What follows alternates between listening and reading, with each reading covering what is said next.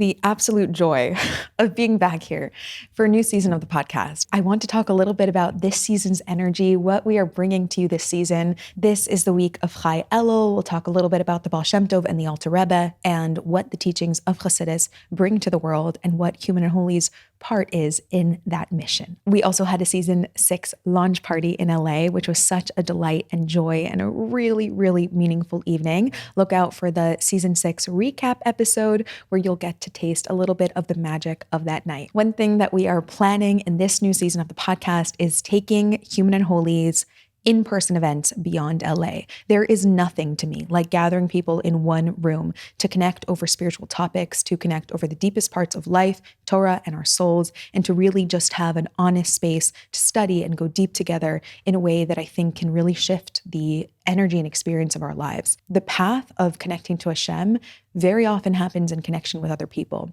And it's not a mistake that Farbrengens are a cornerstone of Hasidic life. A Farbrengen is a spiritual gathering where people gather to be honest and to speak about spiritual topics, to speak about the experience of ideas in Torah in our lives in a very honest way. And that's where a lot of the real meaningful growth happens in our lives, when we can get together in beautiful, honest spaces that are directly and intentionally focused on our souls, on our relationship with God, and on our experience of integrating the Torah into our lives. Birthdays in general are a joyful time. The birthday of a tzadik even more so. And the previous Chabad Rebbe said in the name of his father, the Rebbe Rashab, that the birthday of the Baal Shemtov and the Lubavitcher Rebbe, this day of Chai Elul, should be celebrated as a holiday, that we should greet each other on this day with the phrase Good Yom Tov.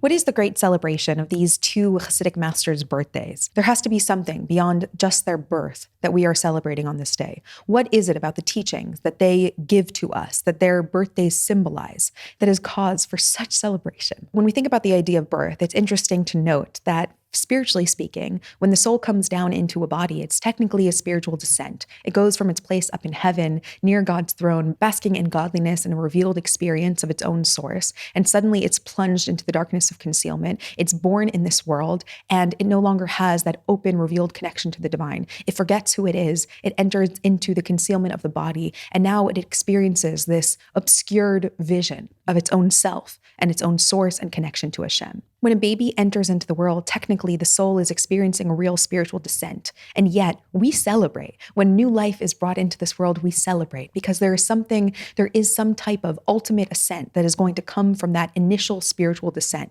When a baby is born, when a soul leaves heaven, yes, it's a spiritual descent, but it's being sent down onto this earth for the ultimate ascent, which is that this soul, this spiritual being, will impact the world in some way and will be impacted by its experience in the world, which will ultimately bring it to an ascent. One of the core Hasidic ideas is that all descents are the beginning of an ascent, that the fall, that the dips in our lives, that the disconnection, that the soul coming down into the body is only for the sake of ultimately becoming even more deeply connected to Shem and to our source. This parallel is brought in a talk by the Lubavitcher Rebbe speaking about this joyful occasion of Chai Elul, of the birth of the Baal Shemtov and the Lubavitcher Rebbe. And he says that exile is likened to pregnancy and the redemption is likened to birth. Since Chassidus is a taste of their redemption, is the Torah of Mashiach, the birth of these two great luminaries, the Baal Shemtov and the Lubavitcher Rebbe, is a celebration and a birth and a kernel of the redemption that is to come. So when we celebrate their birth, we don't only celebrate what they offer to the world now, but what the development of what they have offered to the world is going to bring us to, where this wisdom, where this deep mystical teachings being brought down in an accessible way is going to lead the world. There are two different paths to experiencing our connection to Torah and mitzvos. One is that we engage completely in Torah and mitzvos, and they will provide us with our spiritual sustenance and nourishment and connection to Shem. But we always feel a subtle disconnect between us and the Torah, between us and the mitzvos that we embody. It's something that we engage with, that we choose to engage with, but that there's always this inch of disconnect between us and the act and the Judaism and the identity that we take on. Another path of accessing Torah and mitzvos is to see that it is one with who we are, that we were actually never separated from it, that it is our truest nature, that it is us, that we are united within God. The Baal Shem Tov really awoke this truth of Ein Od Milvado, there is nothing but God, and that even when we live in a world of concealment, even when it seems like so much of this earth is separate from God and not under the jurisdiction of its source and is not actually completely a unified picture and story, nevertheless, Everything is absolutely unified with its source. When we engage with Torah and mitzvos, with this underlying belief, but not only belief, but actually an embodied sense that this Torah is my own inner flesh, these mitzvos, this is my personal story, this Yiddishkeit, this Judaism, this relationship with Shem, this is not something I engage with outside of me, but this is something that is internal. This is something that is who I am. This is something that is just a reflection and a mirroring of the connection that I already have with my source, with Shem. I am not creating a connection with God. I am tapping into the connection with God that is already there. I'm not embodying a mitzvah that is alien to the world. The world is alien to me, and I'm choosing to awaken its inner, essential, true, authentic core, which is godliness, through embodying the mitzvos in my life. Nothing on this earth was created as an independent entity. None of us are independent of each other. None of us are independent of the world, and none of us certainly are independent of God.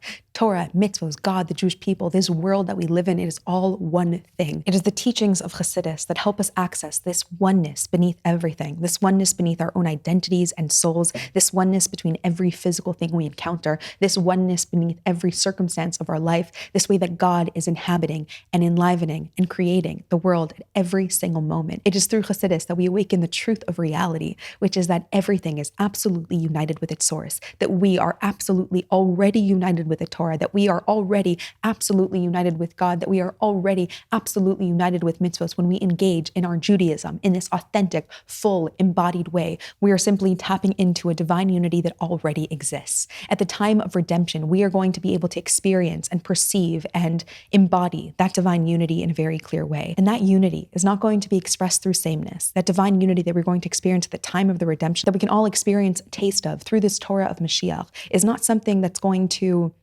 express itself in a singular way, because God is so expansive, because truth is infinite. Everything can be contained within Shem. You can see independent beings living their divine lives in independent ways that look different from each other, and they can all express the divine unity in the truest way. This is redemption. Bodies, souls with unique mission on this earth, every single one of us tapping into the circumstances of our lives to study Torah, to be connected to Shem, to embody our divine souls in ways that could look different from each other. The distortion of the world tricks us into thinking that differences are a threat to the divine unity of God.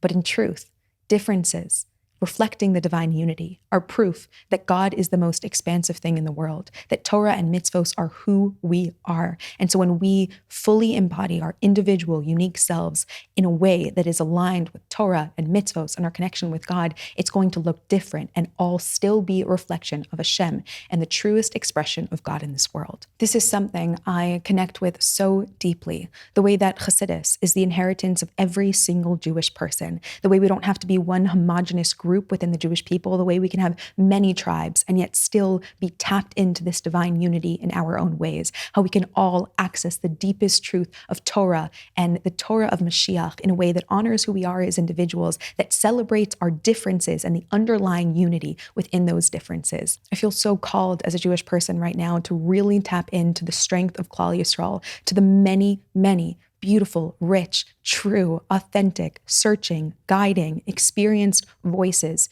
in our world that are accessing the deep truths of Shem within their own lives, within the Torah that they study, within the Chassidus that they study. And what I'm so excited to bring to you this season is many incredible, beautiful, learned, experienced, and honest voices exploring the truth of this divine unity in their lives, bringing God into the world, into their own experiences, into our experiences in an honest, courageous, intentional, and expansive way. I cannot wait to share this season with you. That's Chai Elul, baby. That's season 6 of the podcast. Happy birthday to the Baal Shemtov and the Alter Rebbe, and to this deep Hasidic wisdom that we are so blessed to have access to in the way that we do in our generation. This is the generation of Mashiach. This is a generation that is not willing to take anything but truth, anything but a Judaism that touches us on a raw, authentic, deep level. And I'm so excited to bring conversations and experiences this year that hopefully help us tap into this wisdom of Torah and Chassidus in a deeper and truer way in our lives. Thanks so much for listening, and I'll see you soon.